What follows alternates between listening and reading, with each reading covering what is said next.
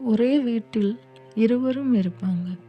ஆனா இதயம் மட்டும் இரண்டாகத்தான் இருக்கும். சொல்லாடல்கள் நடக்கும். ஆனா மனசை தொடும் ஒரு வார்த்தையும் இருக்காது. கண்ணில் நகைச்சுவை தெரியும். ஆனா இதயத்துல சின்ன சின்ன உடைவுகள் ஒலிக்கும். ஒவ்வொரு நாளும் கடமை இருக்கலாம். ஆனா கவலை கொள்ளும் மனசு இல்லாமல் வாழ்க்கை வெறும் பொறுப்பாக மாறிடும்.